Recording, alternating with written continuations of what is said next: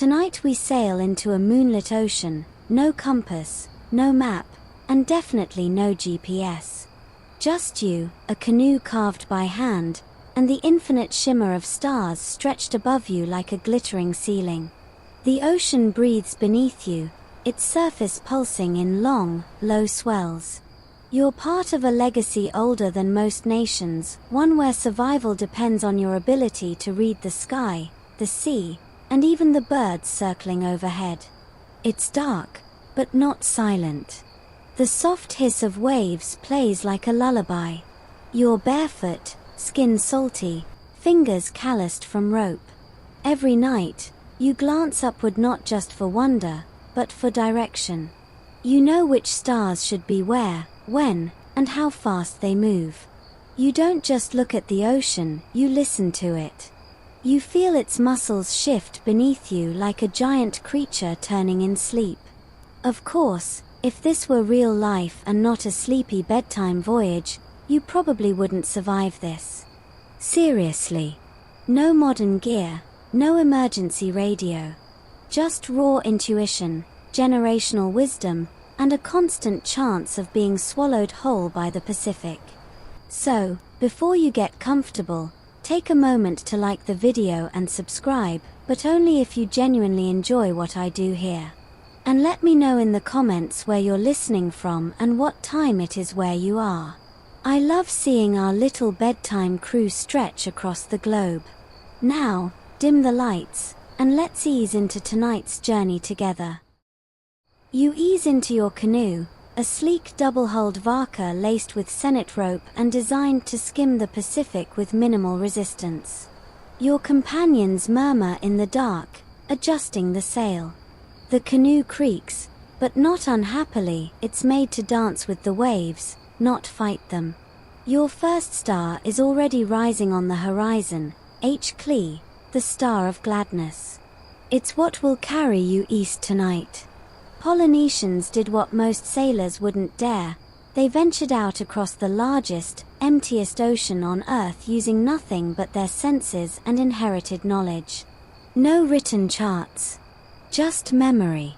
You try to grasp that now, sitting still, ocean spray cool on your face. The first time someone left a reef-laced atoll and kept going into the void, who told them they'd come back? Or find anything at all? Historians still argue whether these voyages were accidental or planned. Some say they drifted with the wind and stumbled on new islands by sheer luck. Others believe the navigators knew exactly what they were doing, testing predictions, launching scouting canoes, trusting in the stars and swells to lead them safely.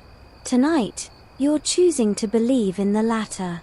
It's more comforting to think you're following a centuries-old route rather than gambling with your life. You grip the side of the canoe as a wave lifts you gently. Then another. There's rhythm in it, not random chaos. The ocean doesn't just toss you around. It signals. And you're learning how to read those signals. Ahead of you, your lead navigator, your wayfinder, rests cross-legged, eyes half-closed. He's not asleep. He's listening. Counting wave crests. Noting the angle of the swell. Tracing the position of rising stars against an invisible grid etched into his brain. You're pretty sure he's at least 70% wizard. The stars are your first language here, but not the only one. You'll learn to understand when the ocean surface shifts from silver to indigo. When the smell of land, earthy, sweet, warm, catches on the wind. When seabirds show up where they shouldn't be unless a nesting site is nearby. And even though this all sounds a bit like fantasy, mainstream historians agree, Polynesians reached every corner of the Pacific using this mix of techniques, including far-flung islands like Hawaii, Rapa Nui, Easter Island, and Aotearoa, New Zealand. Long before Columbus misnavigated his way into the Americas, Polynesians had already crossed more distance without maps. The quirky part? Some oral histories even talk about sailors who sensed islands in their dreams. Whether metaphor or not, It speaks to the spiritual layer baked into this kind of navigation. To sail was not just science. It was communion with nature, ancestors, and fate. You rest your head back now, staring up at the wheeling stars. Each one has a name. Not like Alpha Centauri or Proxima whatever. No, here they're called things like Ku Ka with Macron o Markali, the Baler of Markali, or T Punga, the anchor. Each name holds a story, and each story a bearing. You'll need to remember those when the clouds roll in and hide the sky. The canoe rocks again. A calm swell. Deep ocean. No reefs or shoals yet. That's a good sign. You're far from land, so far. Your friends back home would have already started writing sad songs about you if they knew. But you're okay. You're following an ancient trail, not of breadcrumbs, but of starlight. At your feet, someone hums a soft chant. Not for entertainment. It's a memory aid. The lyrics contain names of islands, the direction of swells, the expected currents during certain moon phases. You close your eyes, letting the words mix with the sounds of water and wind. There's comfort here, despite the unknown. You're held by something vast, yes, but also something intimately understood by those who came before you. The ocean is massive, but not meaningless. You'll soon learn how to use stars not just to point your way, but to measure latitude. How to find east and west when the sun rises or sets off center. You'll learn the trick of dead reckoning, estimating your location by tracking speed and direction over time. But for now, you're just out here. Drifting on purpose. Feeling small, but also kind of epic. You smile as a flying fish leaps and skitters across the surface. It slaps the water loudly before disappearing again. Maybe it was trying to join your canoe. Or maybe it's fleeing something with more teeth. Either way, it's a little reminder. This ocean is alive, always watching, and maybe just a tiny bit cheeky. So are you. Or at least, you will be if you survive the night. You shift your weight slightly in the canoe, careful not to tip the delicate balance. Out here, even a sneeze feels like a seismic event. Overhead, the night sky has bloomed fully now, littered with stars so bright you half expect them to sing. Maybe they are, in their own way. You've been taught to think of the sky as a map, not flat like a paper chart, but domed, with arcs and trajectories you memorize over years. This isn't a game of guesswork. It's a language. And tonight, you're learning to speak it. The Polynesians didn't use all the stars. That would have been like trying to remember every grain of sand on the beach. Instead, they focused on key navigational stars, bright, consistent, and spread evenly across the sky. They called this system star lines, and it works like an invisible ladder of light stretched from horizon to zenith. The trick is this: as Earth spins, the stars appear to rise in the east and set in the west. But each star has a fixed position, its own celestial address. Navigators memorized where each star came up and went down on the horizon.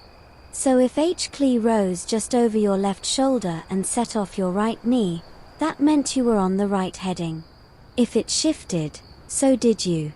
You try this now. Scan left. There's Sirius, brightest star in the night sky. That's a good sign. It's part of your path tonight.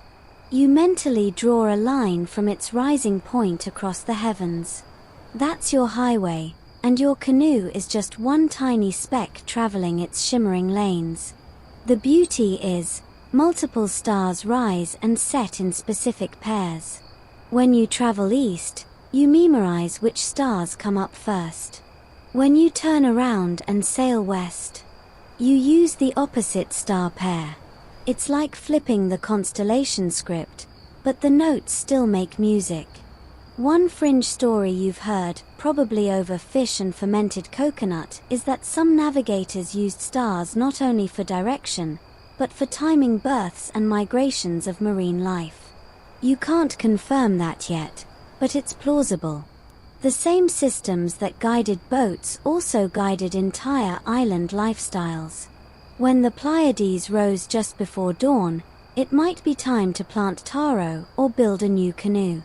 You lean back against the canoe rail. It's low and smooth, worn by generations of salt and hands. Your wayfinder whispers star names under his breath. Not for show. Not for drama. He's sinking his inner compass. And you're beginning to see how your brain has to stretch in strange ways to keep up. Historians still argue whether this kind of star navigation developed independently across different Polynesian cultures, or if it began with one core group and spread as people migrated. You imagine a string of explorers moving from island to island, passing along star charts not as scrolls, but as chants and stories, woven into lullabies and jokes. You spot the Southern Cross now, low in the southern sky, like a tilted kite dragging its tail. 4 sailors south of the equator, it's a trusted friend. 2 of its stars form a line that points roughly toward the south celestial pole. It's not a perfect compass, but it's close enough when your life depends on it. Of course, there are nights when the clouds roll in and the stars vanish. That's when the real fear creeps in. No backups. Just memory, the feel of the waves, and your best guess at how long you've been off course. You'll learn about that soon enough. Tonight, though, the sky is clear. It's being generous. Your crewmates are quiet. They're either sleeping, watching, or pretending to do both. No loud talk, no jokes unless the fish start leaping again, or someone farts and blames a passing dolphin. It's been known to happen. You press your palm to the canoe's cool hull and glance up. There's Betelgeuse, glowing red in Orion's shoulder. A little bloated star that might explode in a few thousand years. But for now, it's just a shoulder to lean on. Each star you track has a specific rising and setting angle, a position known as its azimuth. Polynesian navigators could recite the azimuths of dozens of stars, their mental sky grid more precise than any app on your phone. You'll need to start memorizing too. Hope you brought your brain's spare hard drive. It's not just about remembering positions, though. You've got to remember when a star rises. Stars change over the year. One that's visible in June might not show up in December. So a single voyage could be shaped by a seasonal rotation of the celestial cast. You sigh. A little overwhelmed, maybe, but also kind of in awe. You didn't expect math and memory games when you got in the canoe, but here they are, disguised as stars. The quiet breaks when your navigator finally speaks. Shift, he says. That means turn the canoe slightly. Not much, just a tweak. You adjust the sail, feeling for the wind's new angle. It responds with a gentle flap, then settles again. Your new star is climbing into view. You'll follow it now, like a torchbearer lighting your path from above. You let your fingers dip into the cool ocean, feeling the rush of motion. You're still small. Still in the middle of nowhere. But you're not lost. The sky is your compass. The stars, your map. You close your eyes, repeating the names you've heard tonight. H. Clee, Sirius, Betelgeuse, Southern Cross.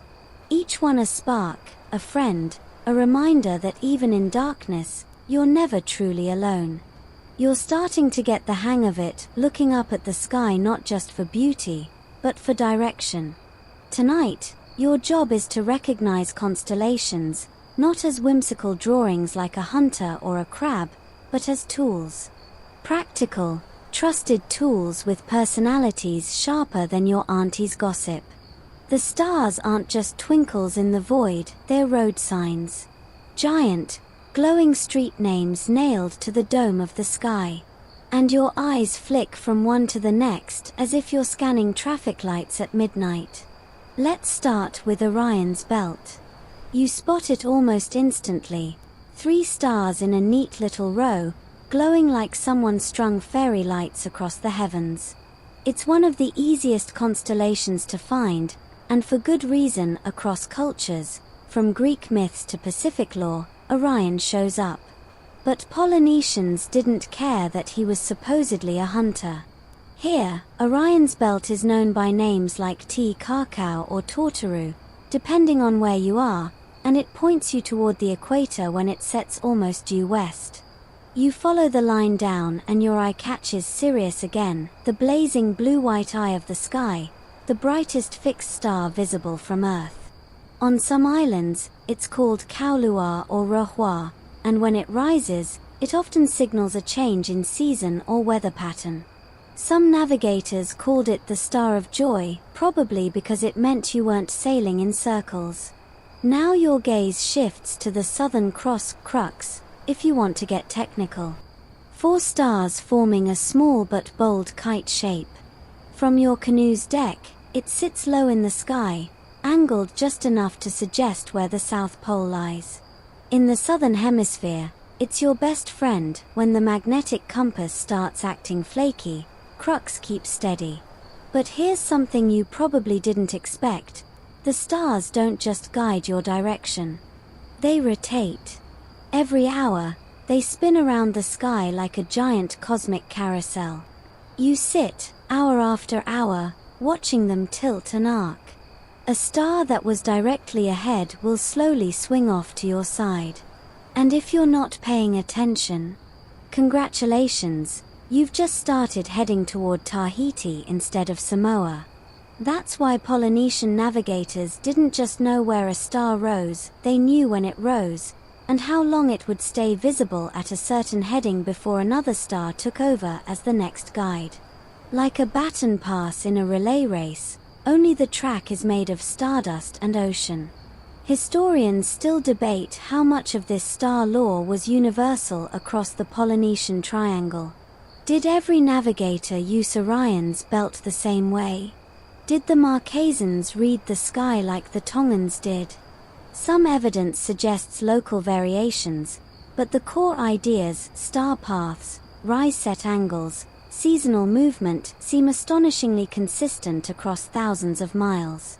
You lean over slightly, watching your navigator trace a line in the air with his finger, following the arc of Altair, another key star in your journey tonight.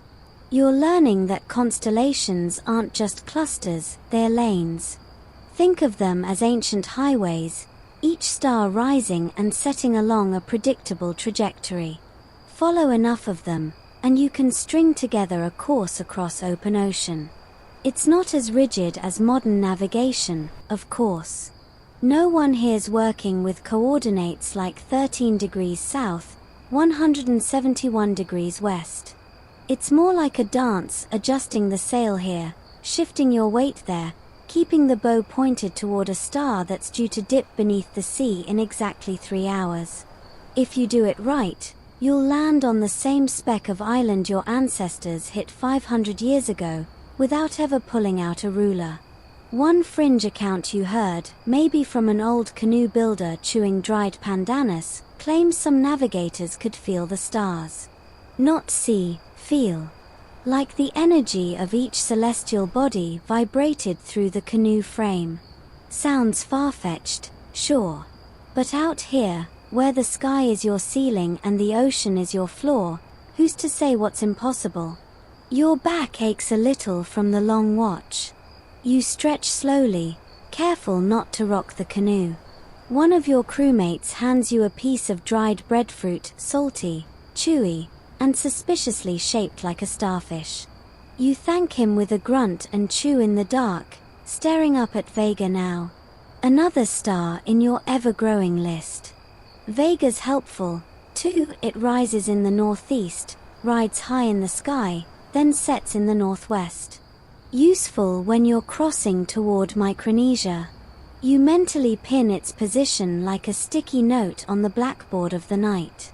And then there's Capella, twinkling just over the port side. Known in some regions as Hikianalia, it rises just north of east and sets just north of west. If you're heading toward the Hawaiian Islands, it's a solid landmark, well, skymark. This is your new skill, a private constellation lexicon, a way of converting the cosmos into a floating compass. You're not looking for shapes in the stars anymore. You're looking for movement, rhythm, alignment. The canoe sighs beneath you, tilting just slightly as the sail catches a gentler breeze. You adjust course again, ever so slightly. This isn't about grand steering gestures. This is about grace. Think ballerina, not bulldozer. Some nights, you'll navigate by double-hulled shadows alone, your stars hidden, your instincts kicking in. But tonight, the sky's your map, your friend, your flashlight. You begin to whisper the star names like a prayer, letting them settle into your memory. Sirius, Vega, Altair, Capella, Betelgeuse. Each one a stepping stone across this liquid wilderness. You don't sleep. Not really. You nap with one eye open, hand resting lightly on the rail, breath in sync with the waves and your stars. Because to sail this way is to become something rare. A person who reads light.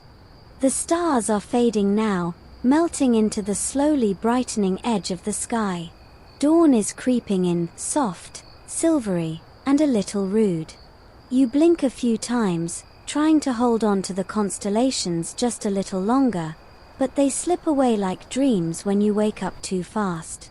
You stretch out your sore legs and let your fingers tap along the edge of the canoe. The stars may have guided you through the night, but now it's time to shift gears. You're learning there's more than one map in this world. When the stars go to sleep, the ocean wakes up. And your new guide, Swells. You probably think of waves as random, just water flopping around like a hyper golden retriever. But Polynesian navigators saw something much deeper. The ocean has patterns. Swells are long, rolling movements created by distant storms. And unlike surface waves, they travel thousands of miles without changing direction. Basically, they're oceanic fingerprints, predictable, steady, and very, very bossy. You crouch low and place your palm flat on the canoe's floor. Close your eyes. Now wait. Feel that gentle rise and fall? That's not just wave action. That's information. If the swell is coming from the southeast, and your canoe is pointed northeast, it'll hit you at a certain angle. Change your heading even slightly, and the angle of impact shifts. It's like turning your face into the wind, you can tell immediately when it hits different. Polynesian navigators memorized the feel of these swells and used them as a sort of backup GPS. When the clouds covered the stars or fog blurred the horizon, the ocean whispered the way forward. You just had to listen. With your feet. And your bones. You keep your eyes closed and let the canoe ride the swell. Forward, slight dip, now a soft lift. Again. And again. Like a lullaby written in water. You open one eye and see your navigator lying flat on his stomach, arms spread wide like a starfish. He's not sleeping, he's listening. This isn't just tradition. It's technique. Some of the most seasoned wayfinders could name multiple swell patterns at once. The main swell from a distant storm near New Zealand, a secondary pulse from around Tahiti, even a smaller echo rebounding off an island they passed days ago. To you, it's just water. To them, it's a layered orchestra, and they're conducting it with their ribs. Now, here comes the weird part, and you may want to sit down for this, though you already are. There's an old tale that some navigators could detect changes in swells while asleep. Not just dozing, asleep. The rhythm of the ocean would change, and they'd bolt upright like someone slapped them with a wet eel. Fringe story? Sure. But when you've spent 30 years glued to a canoe deck, your brain rewires in unexpected ways.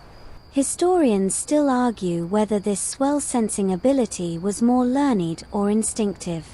Was it passed down biologically, like some kind of sixth sense for seafarers?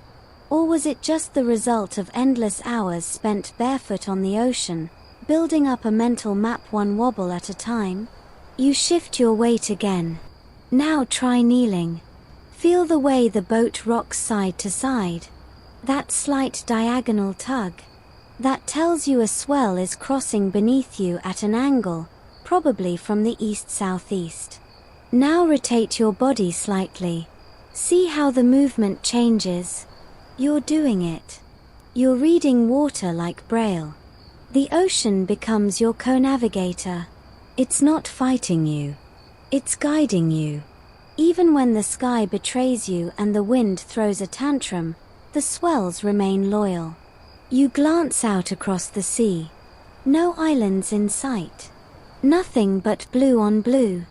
But your navigator taps the rail softly and murmurs, "We're halfway."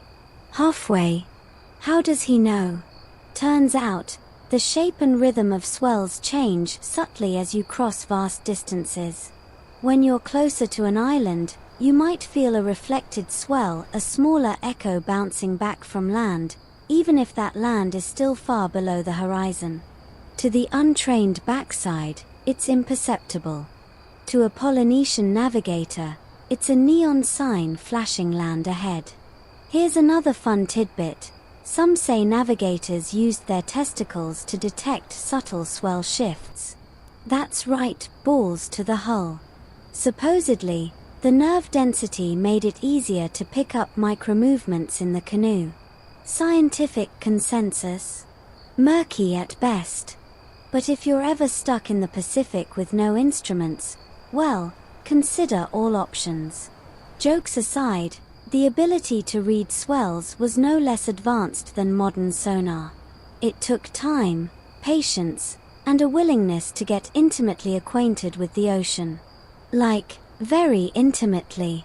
You let your mind wander a bit now, lulled by the steady pulse beneath you. Up, down, gentle rock to the side. It's hypnotic. Meditative. No wonder ancient chants mimic this rhythm, it's the heartbeat of the Pacific.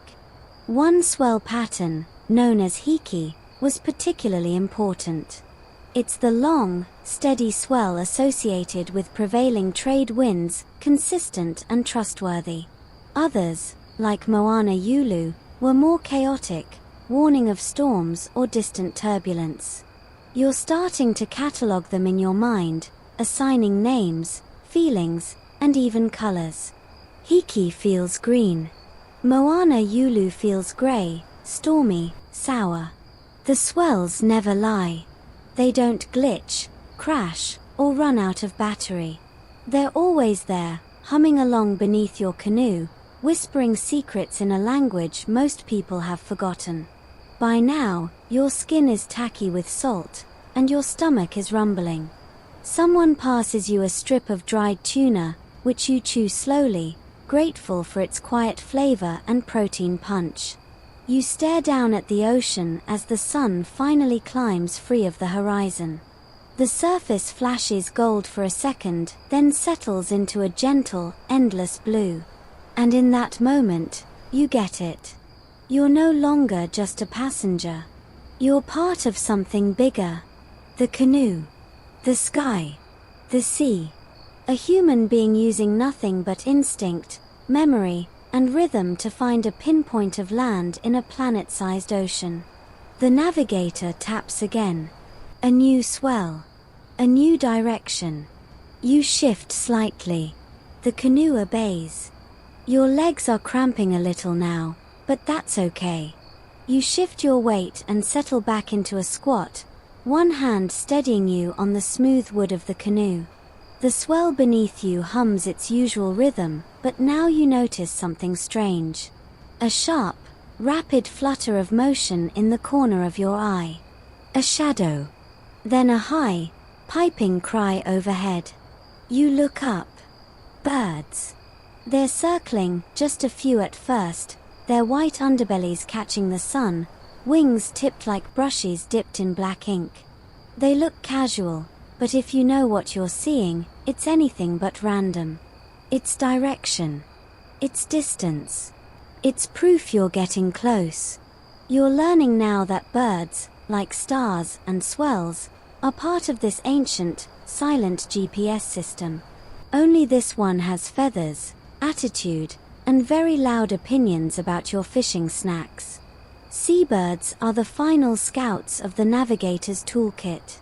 And they're not just a sign of land, they're a message. A sentence written in flight paths and return arcs. The Polynesians knew which birds lived where, how far they ranged out to sea, and what kind of flying behavior meant what.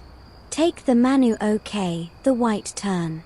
If you spot one flying in a straight, determined path in the morning, it's likely heading away from land to fish. Spot the same bird flying back in the late afternoon? You better start prepping the sails, because it's leading you home. And frigate birds.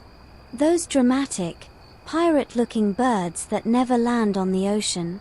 If you see them circling, land is not just nearby, it's in range. Frigate birds don't mess with long commutes.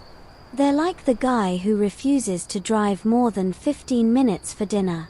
You're watching now as 3 birds dart past, their wings cutting smooth arcs through the air. One breaks off, then veers left, banking in that confident way that tells you it knows something. Your navigator is already watching too, squinting with practiced eyes. 90 miles, maybe less, he mutters. That's it. No satellite feed, no radar ping. Just birds. Historians still argue whether Polynesian navigators followed birds on purpose or simply observed them over generations until the patterns became second nature. Was it active bird following? Or bird listening? Either way, it worked.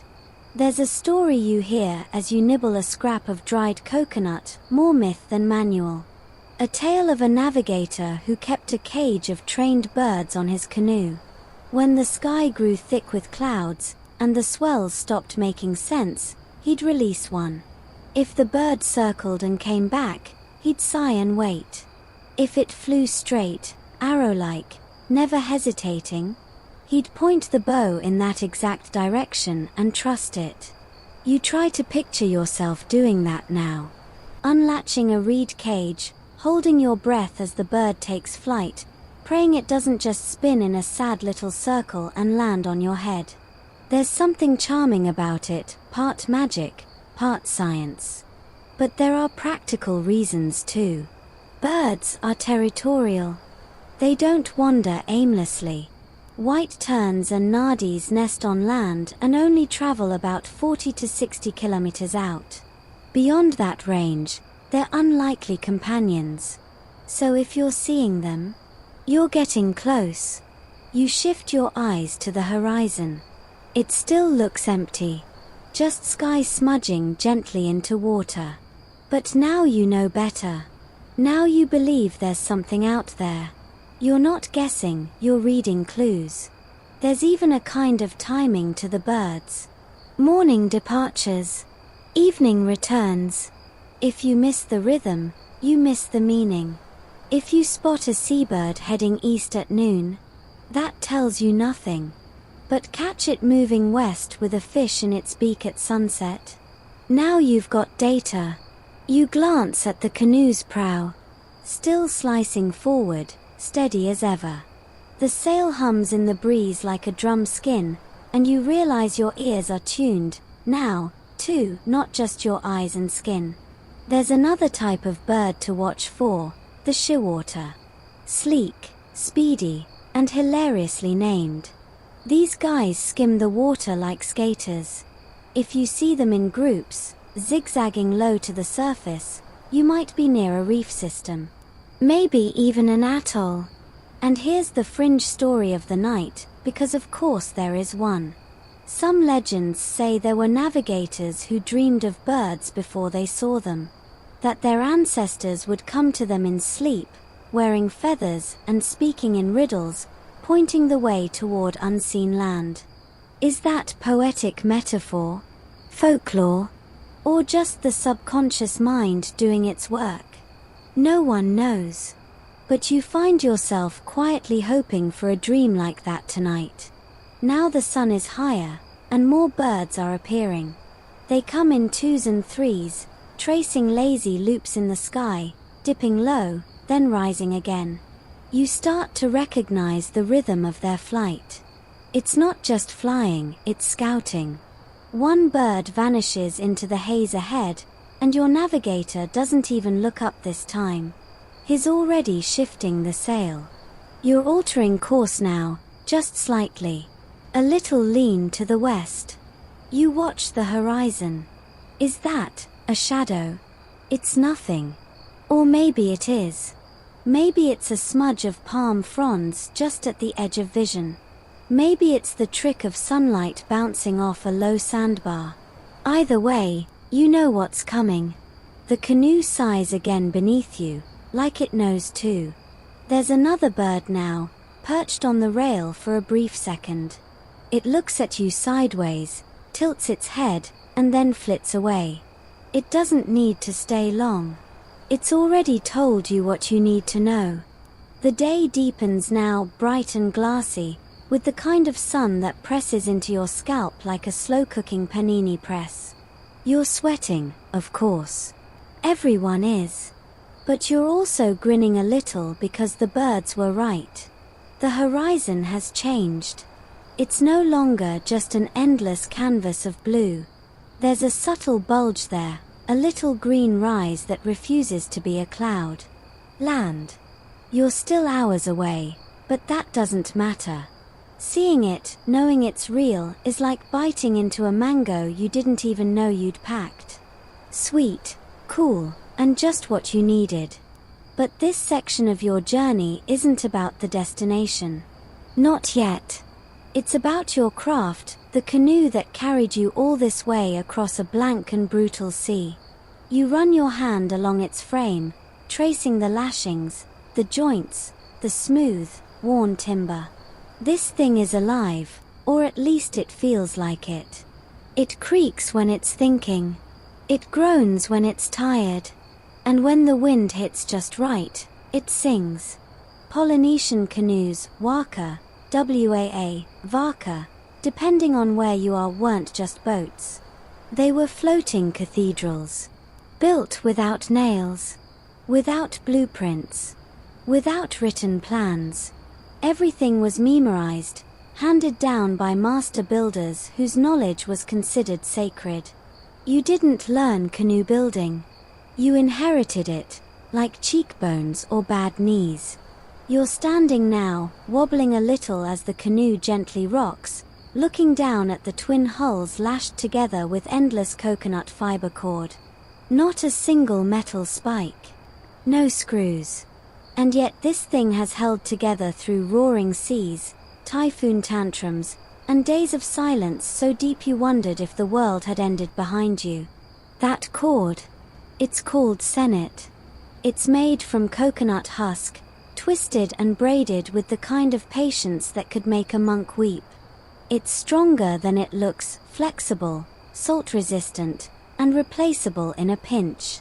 Polynesian navigators always traveled with backup bundles of it, tucked away in every nook, because if a lashing gave out mid-ocean, you didn't scream. You got to work. Even the shape of the canoe matters. The hulls are long and lean, like racing cheetahs, with upturned bows that slice through waves instead of crashing into them. The space between the hulls adds balance, so you don't tip when the ocean decides to throw a tantrum. And above it all is the platform, a wooden stage where you cook, sleep, and awkwardly try to avoid stepping on someone's foot at 3 a.m. But the real magic is in the navigation platform, that slightly raised section where the Wayfinder stands. It's not elevated because they're royalty. It's elevated because their job is to see, not just literally, but metaphorically. To be the eyes of the vessel. To hold the story of the ocean in their bones. You crouch next to a carved post, eyeing the lashings. Some of them are new, bright and sun-bleached. Others are older, weather-worn, tugged and stretched by hundreds of miles. Together, they tell a story. A weirdly satisfying one, like watching someone patch an old jacket instead of buying a new one. Every repair is love made visible. Historians still argue how standardized these canoe designs were. Some say the designs varied wildly across islands, adapted for local conditions, deep ocean versus lagoons, for example. Others believe there were shared blueprints, remembered and revered across generations, even when the people themselves had never met. And here's a quirky tidbit for you. Some canoes had names so long they needed entire songs just to remember them. Like, "This is lightning that split the wave and brought the storm's daughter home safely, but we call her Lonnie for short." Because, obviously, each canoe was sacred. You didn't just build one and hop on. First, there were rituals, offerings to forest spirits before chopping the tree, prayers to the sea gods before launching. The whole process was ceremonial, woven with chants and taboos. In some places, women weren't allowed to step onto the canoe until it had proven itself seaworthy. In others, it was women who carved the paddles, believing the ocean would listen to their hands. You squint at the prow now. The tip is carved, just subtly, with curved lines, maybe waves, maybe bird wings. Symbolism wrapped in utility. Some designs are meant to cut water more efficiently. Others are there just because they look cool. And some are warding off bad spirits, because hey, if your boat's going to carry you over 2,000 miles of open ocean, it can wear a little protection bling. You glance around.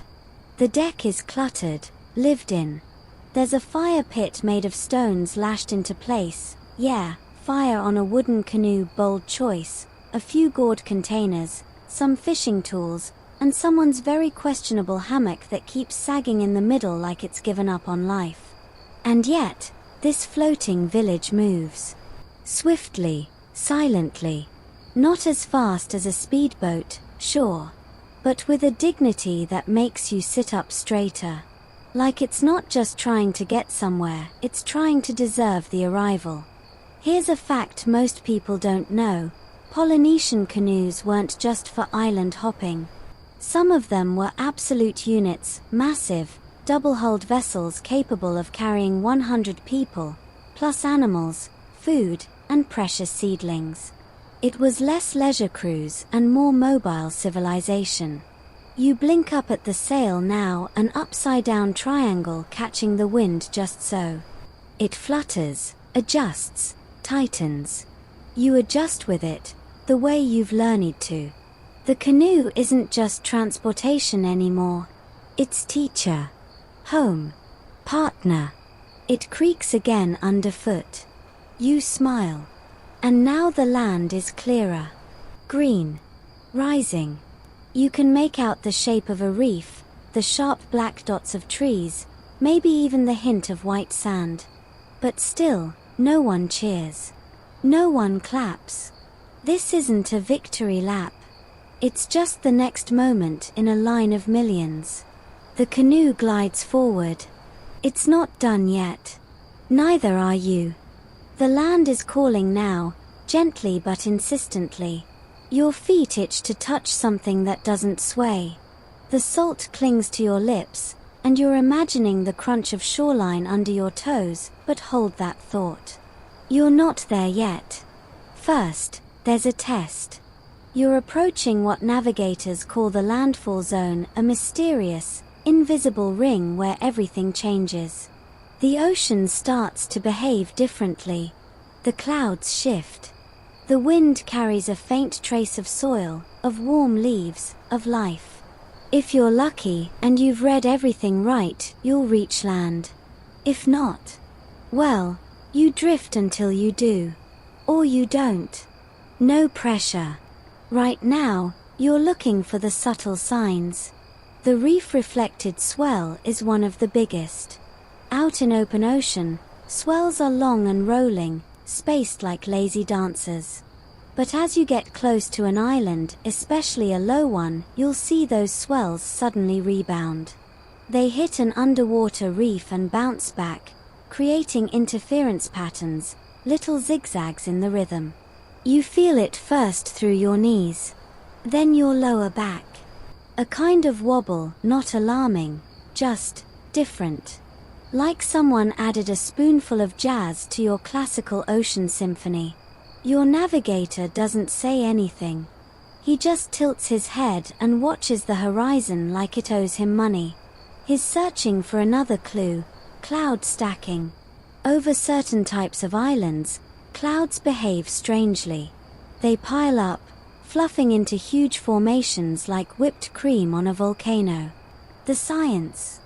Rising warm air from land pushes moist air upward, forming clouds. The legend. The spirits of the island are exhaling, letting the world know they're awake. You'll take either explanation at this point.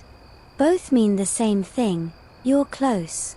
Historians still argue whether Polynesian navigators knew the meteorology behind this or simply observed and trusted the pattern. Either way, their instincts worked. They'd sail for days without seeing a single island, and then cloud stack. Swell change. Bird call. Boom. Land. There's another trick, and it's honestly kind of beautiful. The color of the sea. Yes, really. The water changes hue when you're approaching different types of landmasses. Deep ocean is cobalt blue, like infinity poured into a cup. But near islands, especially coral atolls, the color brightens. It turns teal. Jade. Sometimes even milk blue, thanks to coral sand suspended in the water. You're squinting at the waves now. Are they lighter? You think so. Hard to say for sure, but you feel it. Your gut hums. That ancient, non-verbal knowing, the kind of feeling you can't explain but trust with your whole chest. And then, finally, you see something that seals it. Driftwood. Just a piece, lazily floating past your canoe like it couldn't care less. A bit of branch with some seaweed clinging to it like an old scarf. But it's not just flotsam. It's proof. There's land. Trees. Storms. Movement. You're in the island's breath now. Still, no one breaks into song. Navigators don't cheer when they're right. That's like a fireman throwing a party every time he remembers where the hose is. Instead, preparations begin. Quiet, efficient. Someone tightens the lashings on the sail. Someone else pulls out a basket of offerings, bundles of leaves, small stones, a carved tiki. Every arrival is ceremonial. You don't just barge onto an island like you're looking for snacks. You announce yourself. You ask permission. Even if the island is uninhabited. Because land, here, is sacred. You glance back one last time at the open ocean behind you. It looks the same, but you know it's not. You've passed a threshold. One not marked on any map, but written in waves, clouds, and the glint of wet wood. Oh, and speaking of quirky tidbits, did you know some islands smell before you see them? Not in a gross way. In a green way. Navigators sometimes said they could smell pandanus, smoke, or even the musk of seabirds long before land appeared. The nose knows. There's even one account, probably apocryphal, but deliciously weird, of a blind navigator who could see land before anyone else just by breathing deeply and tasting the air. Maybe nonsense. Maybe supernose. Historians politely refuse to take sides. You shift in your seat. The canoe has changed course slightly, turning to thread a safer path into what might be a reef pass. The water here is suddenly calm, almost suspiciously so.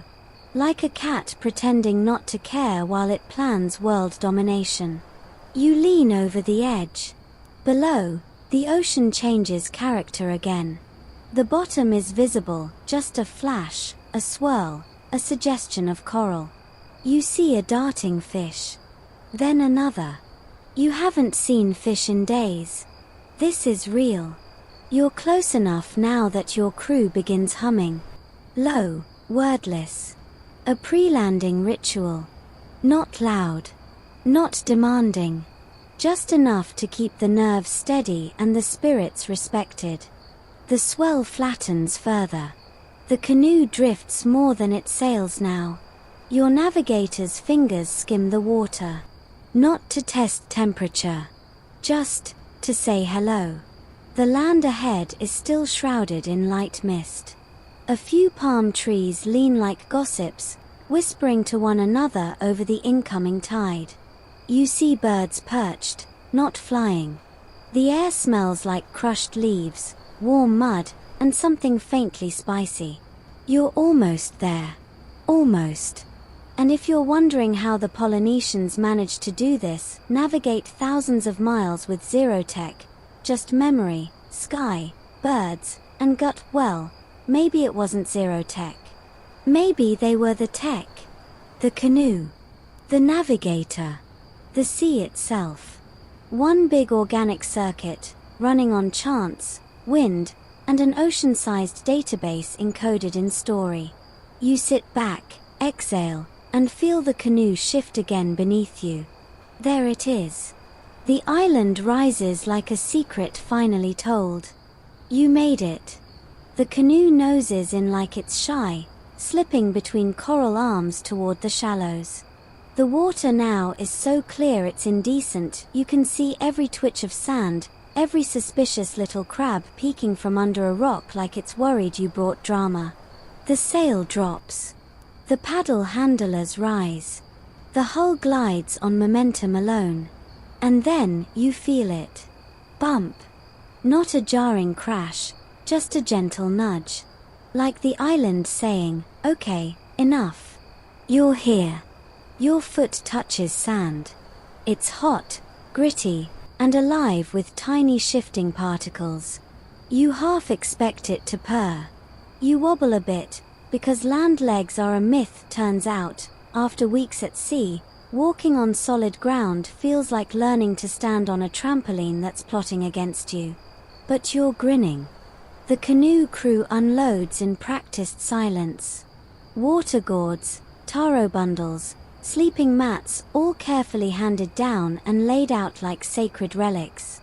And in many ways, they are. Everything on that canoe had to earn its place. Every ounce was chosen with the kind of intensity most people reserve for picking toppings on a pizza. There's a feeling in the air now. Not celebration, not quite. More like reverence. The crew isn't whooping and hollering. They're moving slowly, humming low chants, arranging offerings of leaves and flowers by a driftwood altar built just above the high tide line. Polynesian landfalls weren't casual affairs. They were rituals. The island, even if uninhabited, was treated like a living being, one that could bless or curse you, depending on how politely you introduced yourself. There were chants for safe passage, chants to wake the gods of the new land, and yes, even chants to make sure no ghost from the sea followed you ashore. Because ghost freeloaders are the worst.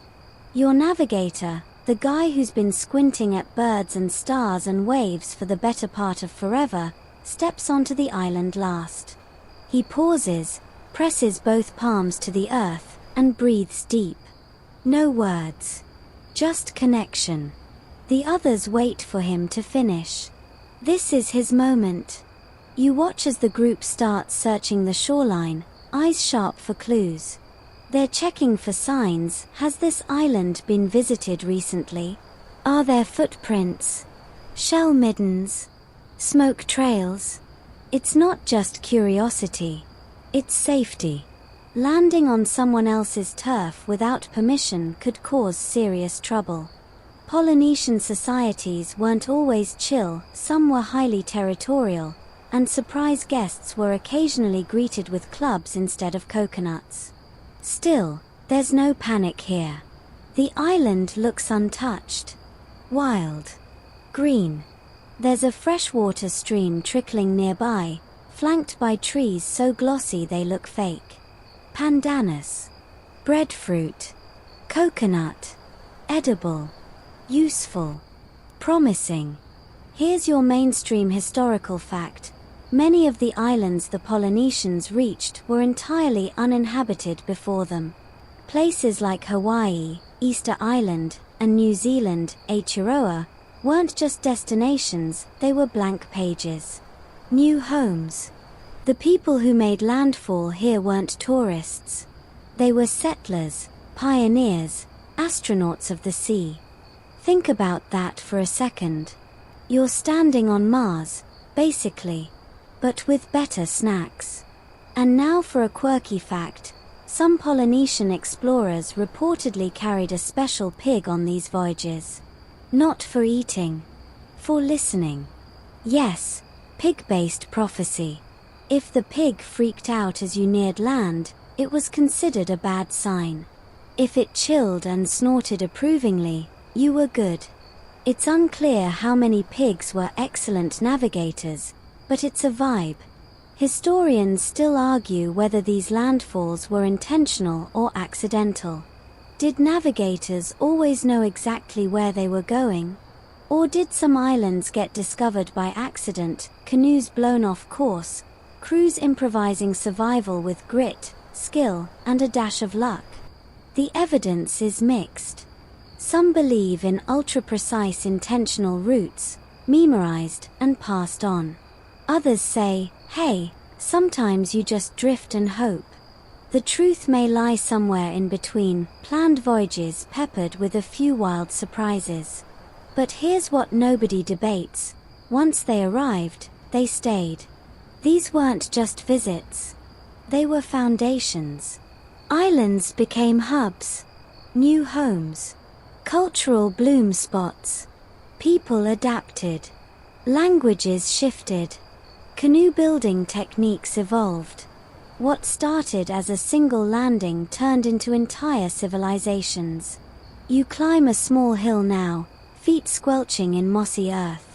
The view from the top is almost rude, so perfect it's like someone copy-pasted it from a screensaver. Below, the canoe sits in the lagoon, rocking gently. Beyond it, nothing.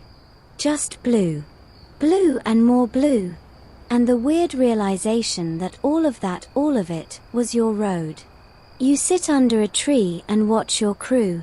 They're building temporary shelters, collecting rainwater, setting small fish traps. Efficient, not rushed. They've done this before. You'll stay a few days, maybe weeks, maybe longer. The island will decide. You take a sip from a shared gourd. The water is warm but sweet. There's a slice of coconut passed your way. You chew slowly, thoughtfully. Every part of you is buzzing. Not with nerves, with arrival. And though no one says it out loud, you know the unspoken truth. The canoe is already being prepared for another journey. You didn't sail all this way to stop. You came to connect. And to keep going. That's the Polynesian spirit, not just movement for survival, but for understanding. For growth. For story. You rest your head back on the bark and feel the breeze stroke your cheeks. The sea is quiet for now. But it's not done. Not even close. The night settles in, a thick velvet curtain brushing over the trees. The ocean hushes, gentler now, like it's agreed to keep your secrets. You lie back, eyes tracing the sliver of stars overhead through palm fronds, and listen to the rhythmic breathing of your crewmates. Most of them are asleep, but the navigator, of course, is not. He's still sitting near the shore, legs crossed, eyes scanning the sky like it owes him a debt. He's looking for something. Maybe everything. You shuffle closer, careful not to disturb the sanctity of this moment. You sit beside him in silence, letting the night speak first. And then he gestures upward. Just a tilt of the chin. You follow his gaze and see it, the Southern Cross. 4 stars in a crooked line, unmistakable. It points always toward the South Pole, if you trace an imaginary line downward. In these latitudes, it's your compass rose. But tonight, it's not just navigation. It's orientation. It's grounding.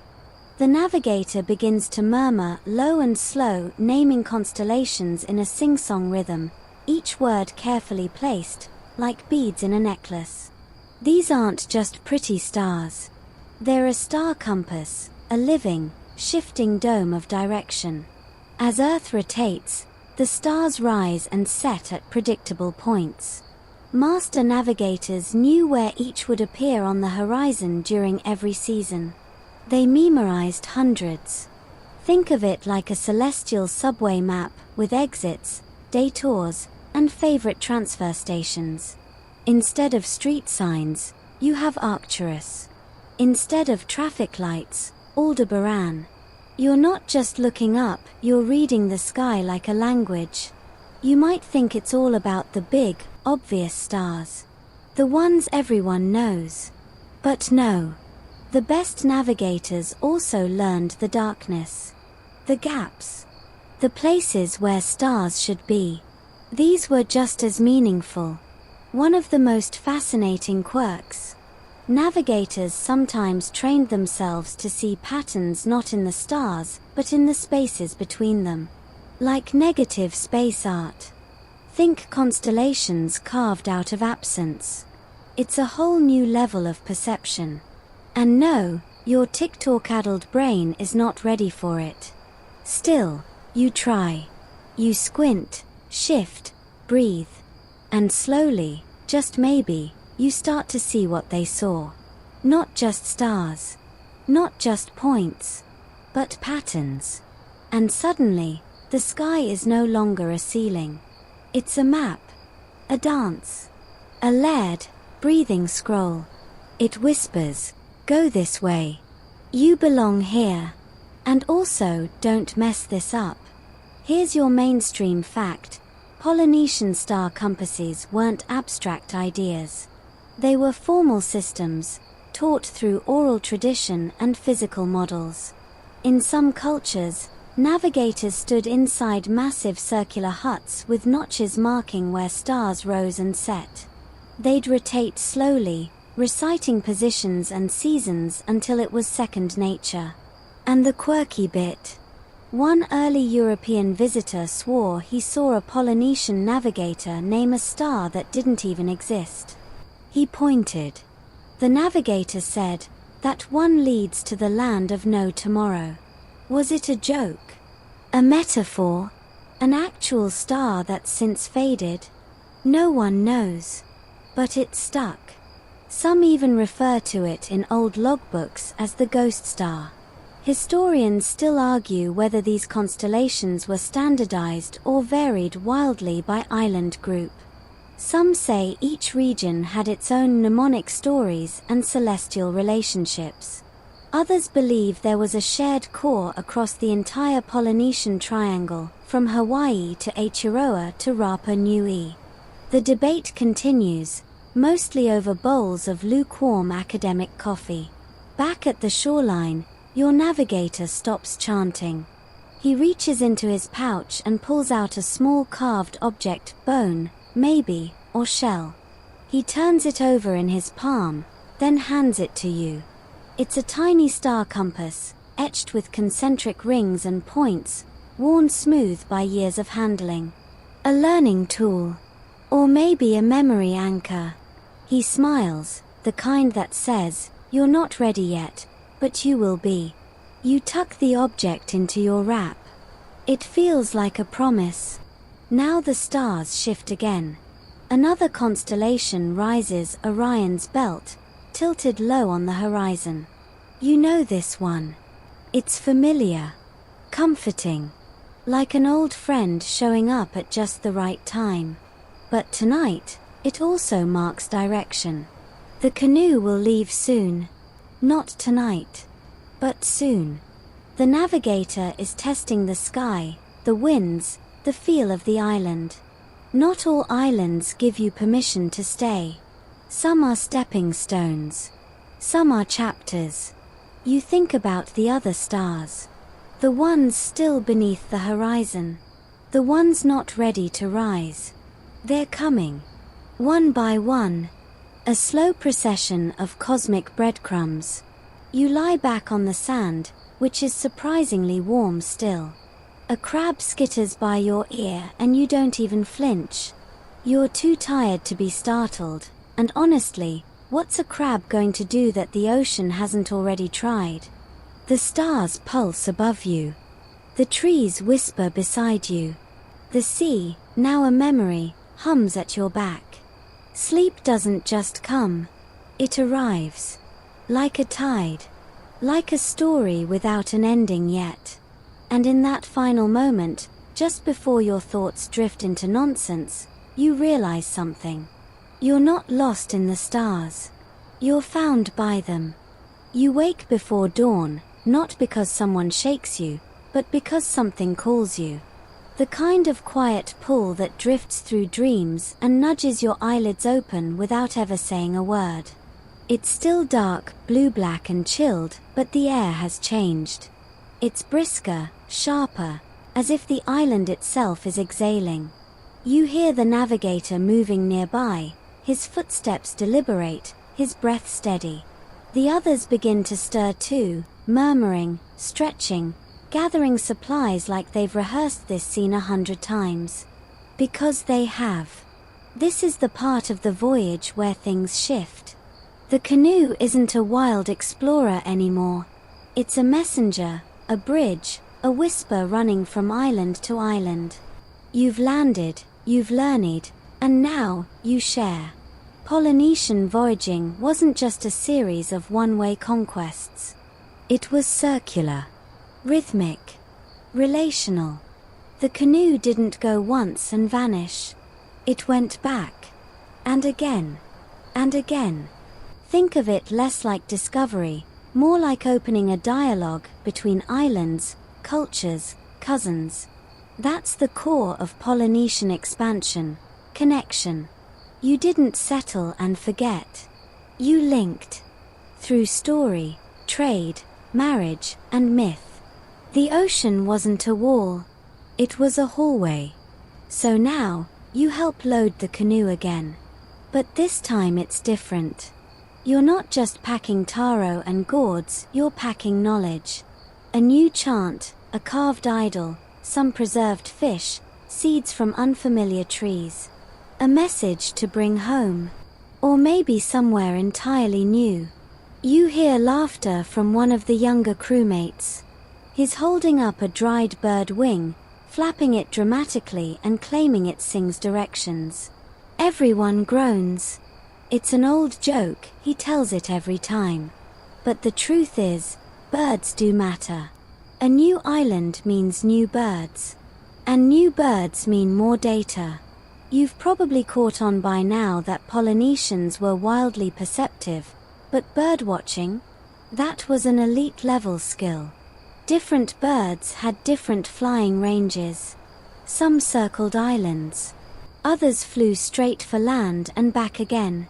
If you saw a particular bird heading off in the morning and returning in the evening, guess what? Land that way. Pretty good bet. And then there's the sacred bird, the frigate bird. Sleek, black, with a wingspan that screams I'm majestic and also slightly unhinged. They can fly for days without landing. Seeing one doesn't mean land is near, it means someone is going somewhere. They're messengers. They follow patterns few can track. Here's a mainstream fact. Polynesians often followed seabirds during their exploratory voyages. Frigate birds, nadis, and terns were observed for flight direction, behavior, and timing. This wasn't superstition, it was empirical, gathered over generations. Now for the quirky tidbit. In some traditions, navigators believed certain birds could talk to the canoe. Not literally squawk out coordinates, but that they carried divine insight. A sudden bird call at night might be interpreted as a warning or a blessing. One story even tells of a navigator who turned back from an island mid-landing because the birds were too quiet. He claimed they were holding their breath, and that meant danger. Historians still argue whether these beliefs were purely spiritual or rooted in ecological understanding. Was the silence of birds really just a metaphor for environmental unease, like volcanic activity or approaching storms? Or was it symbolic, a layered cultural code too complex to untangle now? You help secure the sail. The navigator steps aboard last again. But this time, no ritual on the beach. He simply lifts his hand, palm open toward the rising sun. That's enough. The tide is just right. You push off. And here's where things get fun. Because leaving an island isn't like backing out of a driveway. You can't just do a U-turn and say, we'll take the same way back. Nope. Return voyages required recalibration. Different winds, different swells, maybe even different stars. You had to relearn the ocean, like flipping the map upside down and navigating backward while everything shifts under your feet. Imagine riding a unicycle across a trampoline blindfolded, except the unicycle is a boat and the trampoline is actively judging you. But that's the beauty of it. Every leg of the journey was a lesson. And now, with the island behind you, the sea resumes its voice. The swells speak again. You close your eyes and feel them, long and slow, east to west. That's the prevailing swell, born from faraway storms. But wait. There's another pattern beneath it. A shorter, punchier rhythm. That's a reflected swell, bouncing back from an island you can't see anymore. That's your breadcrumb trail. A mirrored pulse telling you where you've been. You look to the navigator. He's got his eyes half closed, his hand hovering just above the canoe's side. He's reading the ocean like Braille. He's not guessing. He's remembering. You hear him start humming again, just softly, a low tune that syncs with the rhythm of the waves. It's not for entertainment. It's to focus. To anchor his awareness. These chants aren't just stories, they're mnemonic devices. Songs that encode routes, landmarks, weather signs. Think GPS, but you sing it. The wind picks up. The sail snaps and fills. And now you're moving again. Not aimlessly. Not helplessly. But with purpose. You're part of a network. A web spun by voyagers across thousands of miles and hundreds of years. You're the next thread. You're carrying the song forward. The sea is waiting. The canoe glides over the ocean like it never left. As if the sea remembers its weight, its shape, its purpose. You sit near the front this time, watching the bow slice through small swells, each wave parting politely, like guests making way for an honored traveler. The crew is quieter today. Focused. Tired, maybe. Or simply reverent. Because this part of the voyage, this is the space between knowing and wondering. Behind you is an island whose name you've memorized, but whose secrets you're still unraveling. Ahead, who knows? Maybe home.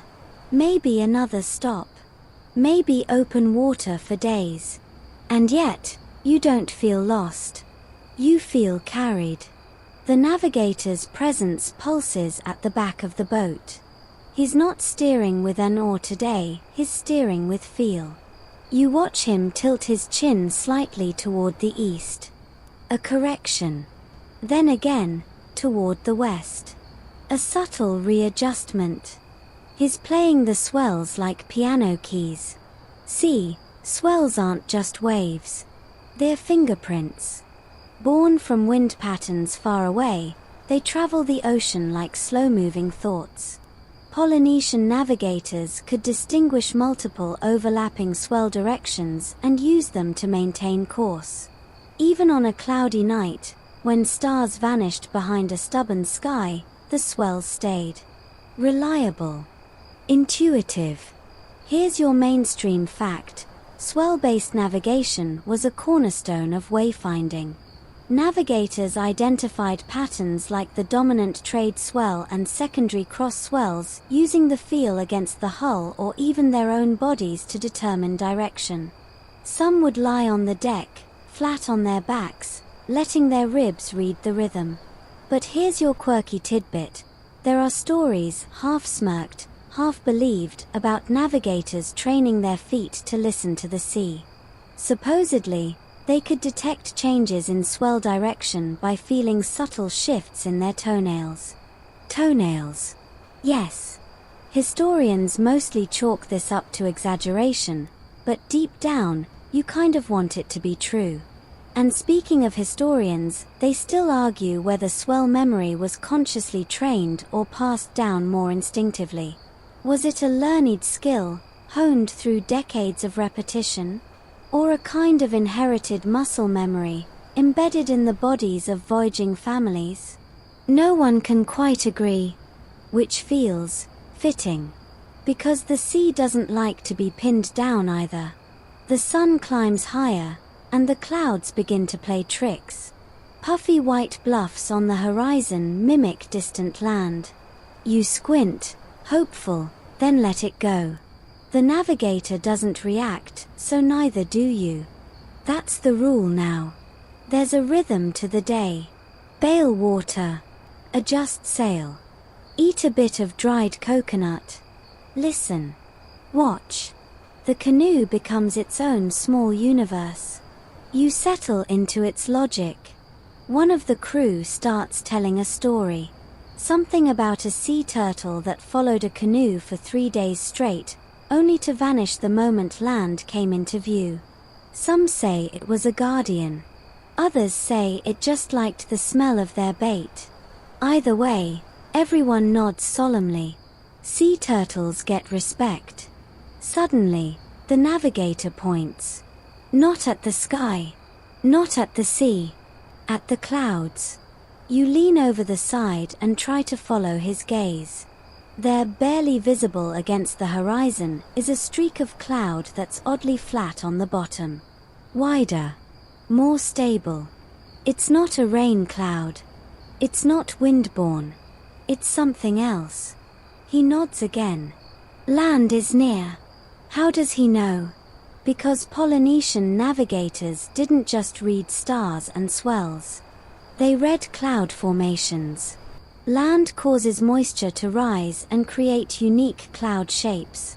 A specific kind of cumulus stack means you're looking at the invisible breath of an island. Here's the trick, it's not visible from shore. It's visible from afar. So, in a way, islands announce themselves through their clouds long before you see sand. You stare at the cloud until your eyes blur. Is that movement beneath it? Someone hands you the looking gourd, a simple, water-filled bowl you can peer into to reduce glare. You tilt it carefully, and suddenly, there it is, the faintest sliver of green rising from the sea. You feel a jolt. Not excitement. Not relief. Something deeper. Recognition. But there's more. Flying around the canoe are new birds, brown nardis, chattering with their manic little voices. They spiral, then dart off in the same direction. Over and over. The navigator calls out softly. He begins naming them in order, 1, 2, 3 species. He's calculating. Confirming. Soon, he begins a chant. You know this one. It's the arrival chant. A song for islands you haven't reached yet. Each verse describes what to look for, the color of sand, the curve of reef, the scent of certain flowers. And sure enough, as the wind shifts, you catch it. A floral sweetness. Strong. Damp. Familiar and new. Land. You feel it in your chest before you see it fully. That soft pressure. That weightless pressure. Like your heart is checking its watch and saying, it's time. The crew starts to stir more. Voices rise. Sails tighten. The navigator doesn't smile, but you can tell he's pleased. This was a hard one. The canoe begins its final glide. The swell shifts again, turning choppier near the reef. You brace. This is the trickiest part. One wrong angle, and the whole hull can spin or scrape. But the navigator holds steady, adjusting the angle with a few sharp words and one quiet whistle. And just like that, the canoe passes through the reefs, opening like a thread through a needle. You coast into the lagoon. Calm. Bright. Blue. The crew cheers, not loud, but long. Not for themselves. For the canoe. For the sea. For the stars, the birds, the clouds, the swells, and the navigator who whispered to them all and somehow made it through. You breathe deep. You have arrived. You step onto the sand, but your body's still rocking, your legs remembering the canoe's sway, your ears echoing with wave slaps and creaking ropes. It takes a few minutes for your feet to fully trust the stillness. Land always feels strange at first. Solid, quiet, like the world suddenly pressed pause. This island is different. The people speak a dialect you almost recognize. The taro tastes sweeter, the dogs have shorter legs, and the fish traps use an odd spiral pattern. You're not home, not quite, but it's clear you've arrived somewhere familiar adjacent. You can sense the cousinhood, the subtle shared DNA. And this is the real genius of Polynesian voyaging, cultural echoes. Islanders across the Pacific developed systems, languages, rituals, plants, crafts that mirrored each other with just enough variation to keep things interesting. You could show up on a new shore and still know the rhythm of a drumbeat, the intention behind a gesture, or the meaning of a chant. It wasn't random. It was relational. Islands didn't exist in isolation, they existed in conversation. Mainstream fact time, linguists and archaeologists have traced the spread of Polynesian culture from west to east across the Pacific, showing remarkable continuity in language roots, agricultural techniques, canoe design, and social structures even across distances of thousands of miles. From Tonga to Tahiti to Hawaii, the core remains. But here's your quirky tidbit. On some islands, they believed certain voyaging families could hear the ancestral songs embedded in foreign land.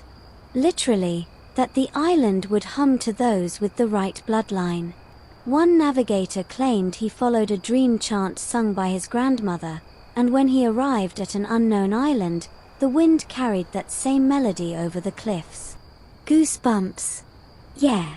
Historians still argue whether such claims were poetic storytelling or coded references to oral maps passed through dream-based metaphors. It's hard to parse metaphor from memory when both live in chant. You notice something new on this island: stone markers. Tall, weathered slabs near the shore. The locals explain they're part of a star calendar, alignments used to track seasons, solstices, and navigation dates. Each stone points to a different rising star or constellation. You run your hand along the warm surface. It's like touching a compass made of time. The navigator bows slightly toward the stones. A quiet show of respect. This island, like yours, knows the sky. Later that evening, you're invited to a welcome feast. It's not just food, it's theater. Chants, dances, firelit jokes, and stories that skip across generations like stones across water. You catch yourself laughing with a stranger who reminds you of your uncle. And the breadfruit. Impossibly buttery. Someone's great-aunt knows exactly what she's doing. But even here, surrounded by laughter and song, the voyage never really ends. You overhear the navigators talking. This new island has heard of another one even farther east. A tiny dot barely visible on certain nights, where the moon dips lower than usual and the water feels heavier. It's not on any of your maps. Yet. And so the pattern continues. You arrive. You learn. You link. Then you look outward again. Before sleep, you help the navigator inspect the canoe. Repairs are needed. The sail tore slightly during a gust near the reef. A few lashings need tightening. You feel the wear in the wood, the strain it held. You also feel its resilience. It's ready. It always is. You roll out your mat beneath a pandanus tree. The wind moves through the leaves like whispered laughter. The stars above feel closer here, denser. You spot one of your guiding stars just overhead. It blinked in the same place nights ago, but now it's shifted. Or rather, you have. You think back to the stone markers by the beach. Some islands used stone, others used trees. One island had a cave where light hit a specific point only on the night when the star Sirius rose directly above. The entrance was shaped like a canoe prow. That's the thing, navigation didn't just live on the sea. It lived in architecture, agriculture, ceremony. You start to realize something that's been building all along. The canoe is just one part of a larger system. A system rooted in reciprocity. With the stars, with the sea, with the land, and with each other. Even the birds seem to get this. As you drift towards sleep, you hear them again, calling over the lagoon, circling the trees. You wonder if they're just chatting about breakfast, or mapping the currents like old feathered professionals. One of the crew lies nearby, humming softly to himself. It's a different chant this time, slower, more reflective. A song about islands floating in the belly of a whale, each one a dream, each wave its breath. You drift. You've landed. But you haven't stopped. The next morning, you're back on the canoe not because you're rushing, but because the sea doesn't wait forever. The islanders load you up with gifts, smoked fish wrapped in banana leaves, fragrant garlands of plumeria, a carefully tied bundle of starfruit. A child runs up last minute and hands you a carved shell pendant. For luck, they whisper. You're not sure whether to wear it or tuck it away. So you do both, one loop around your neck, the rest tied to the mast. The canoe pushes off gently, barely disturbing the lagoon. You glance back. The people wave. Some hum the chant from last night. You wave, too. Not dramatically. Just enough. And then, blue again. The kind of blue that makes your eyes ache and your heart expand.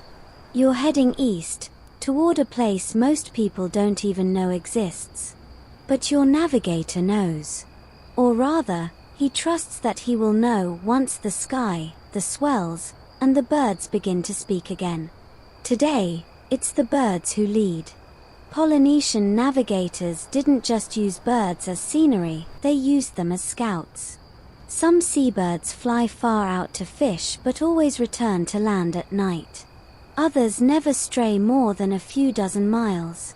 By observing their flight paths, navigators could triangulate distances and directions, a kind of feathered sonar system. It wasn't foolproof, but neither is GPS when it glitches, right? Here's your mainstream fact. Bird observation was a serious component of wayfinding. Navigators knew the habits of frigate birds, boobies, terns, and nardis. Some could tell you the name of a distant island just by how a specific bird angled its wings at dusk. And your quirky tidbit. Some oral traditions claim that navigators kept pet birds, not as pets exactly, but as partners. These birds were trained to fly home, and the canoe would simply follow. Think pigeon mail, but in reverse and way more poetic. One story tells of a navigator who released his frigate bird each dawn. The bird would soar ahead and wait on the mast when they were going the right way, but vanish entirely if they drifted off course. Now that's some high-stakes bird whispering. Of course, historians still argue whether these tales reflect consistent practice or isolated legend.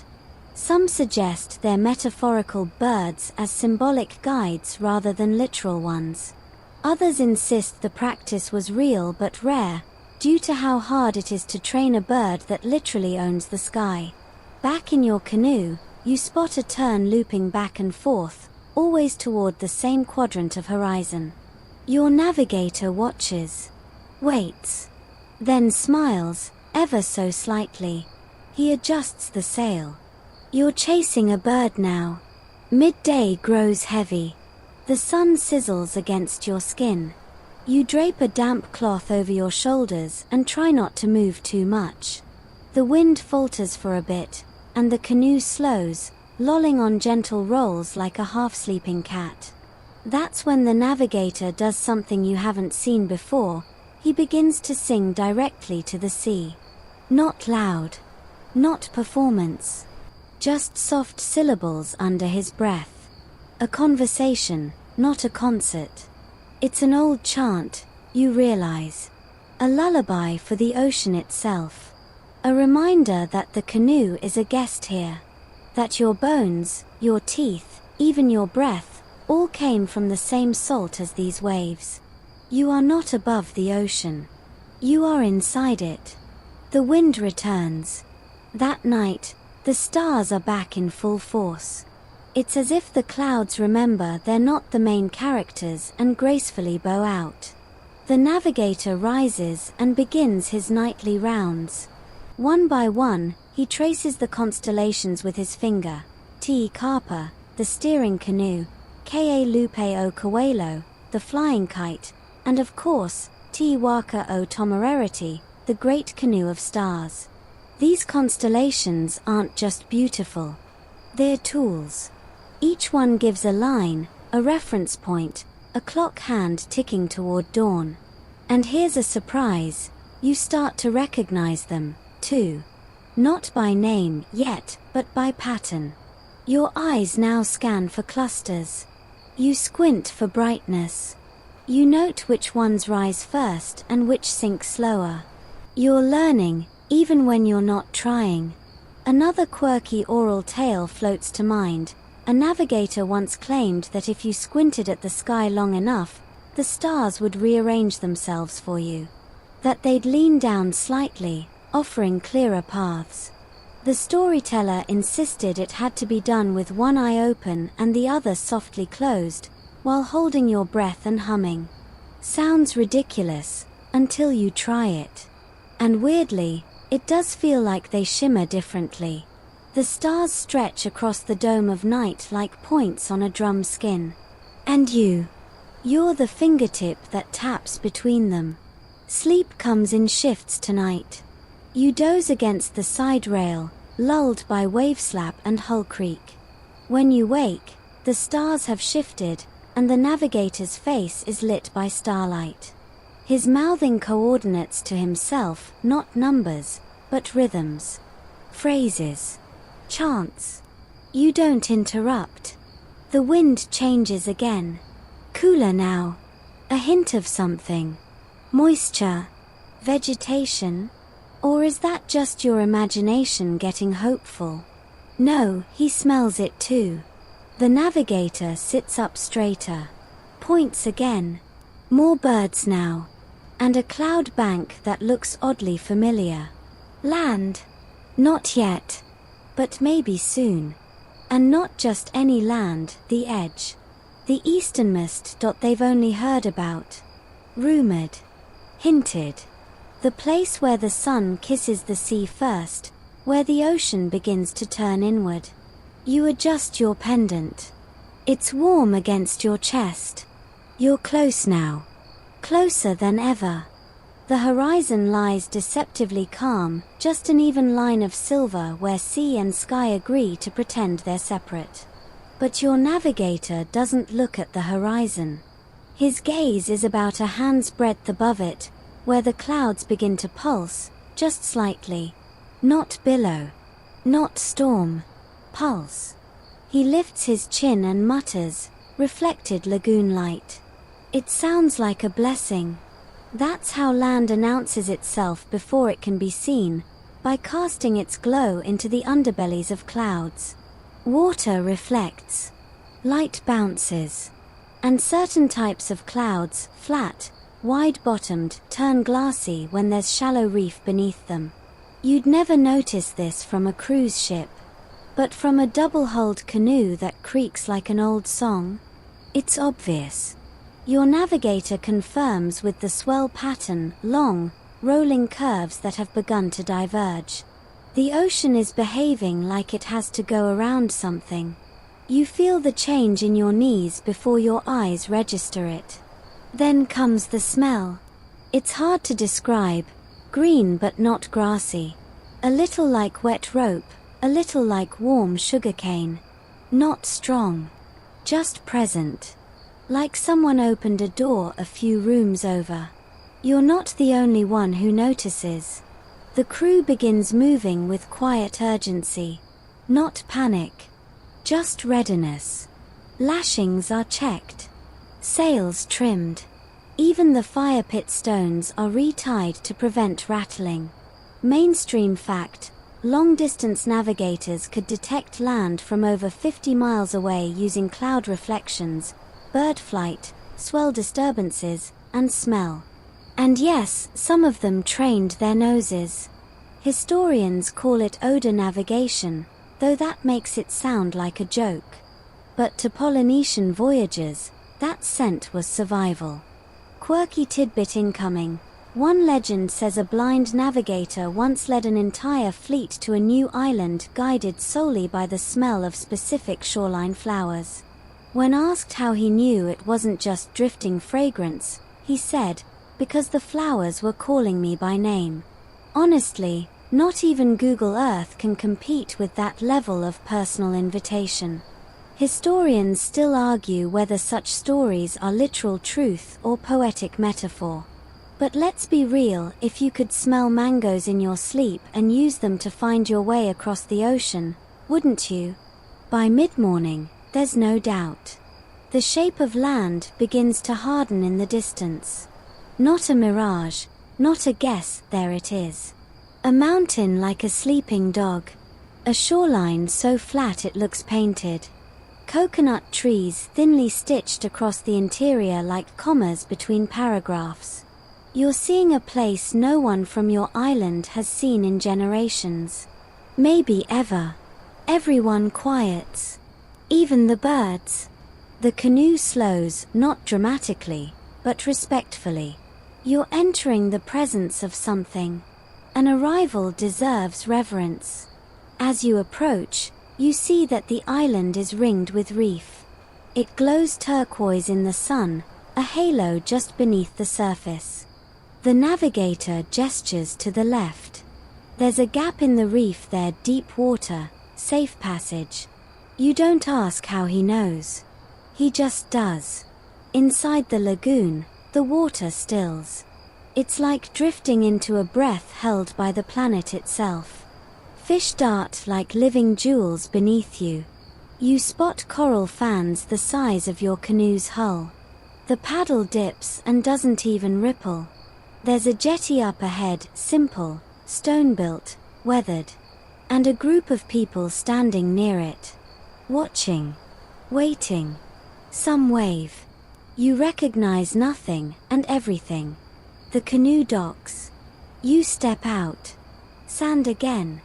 Warm, familiar, foreign. The first thing you do?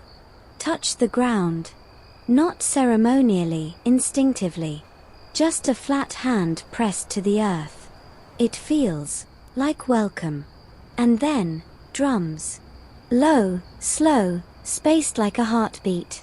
It's not for celebration, not yet. It's for meeting. The rhythm is cautious, curious, kind. A child walks forward with a garland, lays it at your feet. You bend, tie it around your neck without being told. The scent is jasmine and something sharper, like ginger root. The elders step forward. So does your navigator. There's an exchange, not of words, but of rhythm. They chant. He chants. Not call and response, more like weaving threads from opposite ends of a loom. You watch as their voices overlap, touch, separate. Stories being exchanged through tone and tempo. Your navigator mentions your island by name. One of the elders smiles. Nods. Cousins, she says. And that's all it takes. You are invited into their world, not as strangers, but as reminders. As proof that the old paths still connect. Later, you are offered taro, roasted breadfruit, and a sauce made from sea urchin that nearly brings tears to your eyes, in the good way. The mats are laid out. The fire is stoked. The stars begin their slow overhead crawl. The navigator turns to you and says, "This was the farthest. But maybe not the last." You nod. Because now, you understand. The real map isn't ink on bark. It's not even the stars. It's this. The taste of shared food.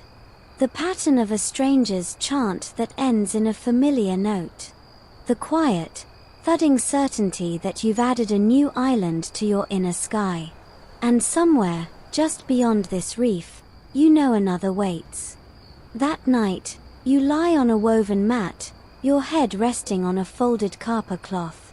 The stars above are familiar now, almost chatty, like old neighbors who've noticed your routine. You find yourself tracing the arc of the Southern Cross without thinking, your fingers making gentle, ghost-like movements in the air. You've eaten well. You've listened. You've laughed, quietly, politely.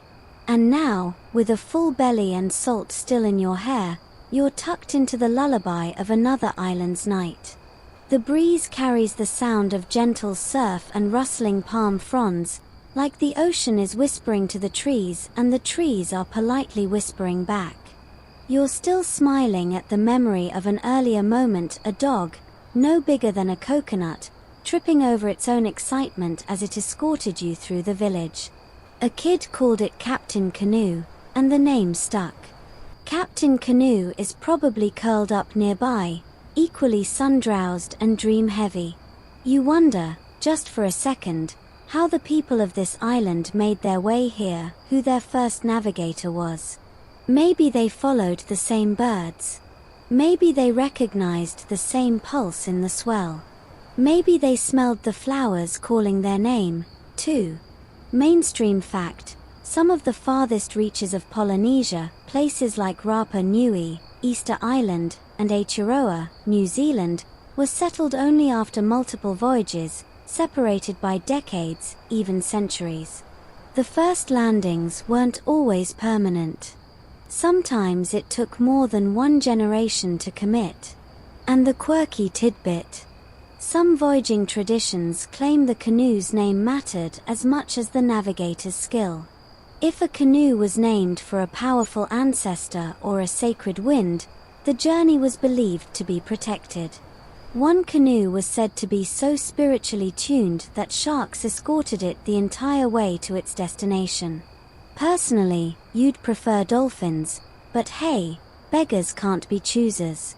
Historians still argue whether these escort legends are exaggerated. Some say they're metaphors for the way canoes rode ocean currents that swam like sea creatures. Others wonder if the behavior of local fauna truly changed in response to the vibration of wooden hulls. Either way, the mental image is amazing, an armada of sleek grey shapes gliding silently alongside you under moonlight. You roll onto your side and face the sea again. The navigator is sitting near the waterline, his back straight, his eyes closed. He looks like a statue carved by the wind. Every so often, He murmurs a phrase under his breath. Maybe it's a chant. Maybe it's coordinates. Maybe he's just telling the sea, we made it. One of the islanders sits beside you and starts talking softly about the stars. They point to one on the eastern edge of the sky and call it the Star of Return. Not because it takes you back where you came from, but because it reminds you why you journeyed in the first place. You look at it for a while. It twinkles in that slightly overdramatic way stars sometimes do. Maybe it is the Star of Return. Maybe it's just a speck of fire light years away.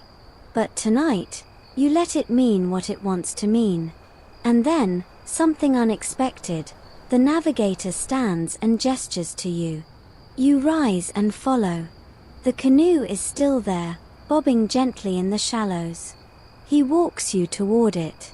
Points to the lashings, to the sail, to the stars above. He doesn't say much. He just asks, now, what do you see?